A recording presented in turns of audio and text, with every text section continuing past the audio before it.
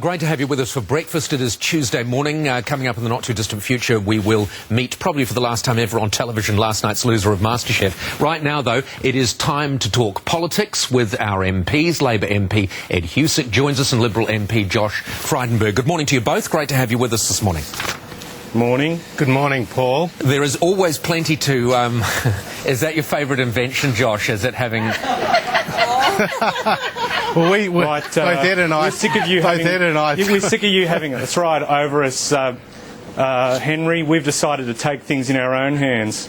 Fantastic. Well, Paul, if you're not going to come to Canberra, we have to come to you. No, that's brilliant. That's exactly. Brilliant. It's everyone look that's like one Kevin thing Josh Frydenberg said I agreed with. All right, guys, let's talk the 1,700 workers, the EMAs. And I'd be interested to hear your view on this too, Ed, because, of course, in a former incarnation, you were a union leader. How do you feel about the EMAs and Australia welcoming in foreign labour? I'd have no problem with EMAs because if we didn't have an EMA of our own, my dad wouldn't have been working on the Snowy Mountain scheme. So, to our family, EMAs were a great way to give people a start. But the big thing about this EMA is that you've got a $9.5 billion project. It's going to be the single biggest capital raising on the planet. They need to be sure that they can get people in. 6,700 Aussie jobs, 1,700 if they can't find people to fill the work here. Yeah. It's important for the country. So, you see, and I agree with everything you've just said. Why, though, because what you've just said is true, why do the unions not seem to understand it's a good thing? And why did Julia Gillard, your leader, feel that she had to back away from it? Oh, I think the PM was quite supportive yesterday of what is indicated yesterday, and all of us in government realise that with big projects where you've got big demands on people, you need to be able to, and certainly there are a lot of Australians that have moved parts of the country to go and work on these projects, that we need people to make these projects move to keep the investment in Australia. So why can the unions not understand it's a good thing? I think once the situation calms down and people see the actual facts, they're going to realise that this is good for jobs, good for Australia, and good for continued investment. So what do you say, Ed, to people in your electorate who say, look, we're out of work, we would love to go and get these sort of jobs at this sort of money? Well, there are people from the electorate that have moved to the other side of the country, and there are others that have taken advantage of relocation allowances to do so, but it's not for everyone, Paul, and not everyone wants to move to the other side of the country in those conditions, even though wages are on average about over $2,000 a week. Yeah. So for people that want to go, there's certainly the opportunity to do it, but it's a recognition of the facts of life that it's not suited for everyone. This is a slight tricky one for the coalition, Josh, for the Liberals, isn't it? Because this is the sort of thing that you would do, although ironically Tony Abbott was talking against it when it was first announced. Oh, that's not true, Paul. In fact, we introduced the 457 visa category, which is for skilled persons to come to Australia. We support EMAs because we understand that if they are put in place, you are going to create more jobs, and international capital moves very quickly around the world.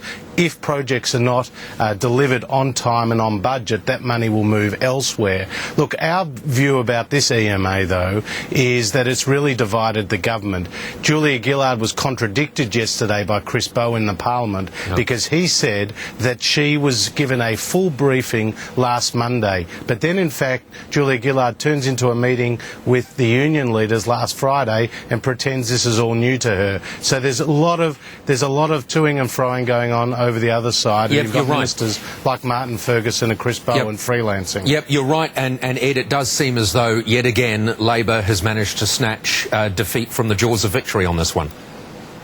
Yeah, I think there's a lot of feathers flying, a lot of heat being blown on the issue. And once things calm down and people see this for what it is, people are going to realise it's good for the country and it's important for jobs. All right, talking of heat and feathers flying, have you been tapped on the shoulder, Ed, and asked who you support? I mean, is there another coup in the wind?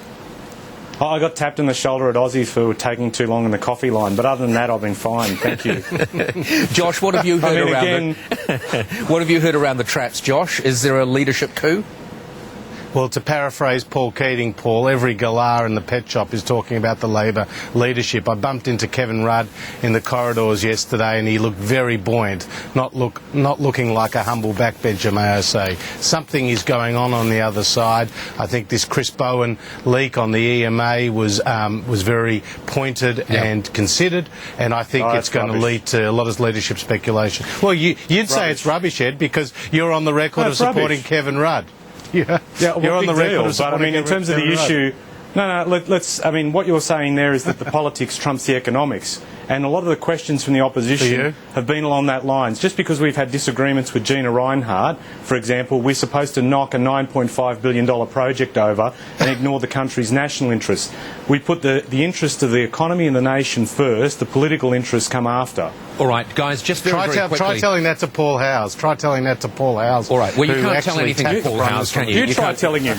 You can't tell anything to Paul Howes, can you? You try telling him. Who are you talking to? I'm going all right, back guys, to the just very glasses. quickly. It worked better for me. The opinion polls, very quickly. Pop your glasses on for this one, because you're going to need to be able to understand this to explain it.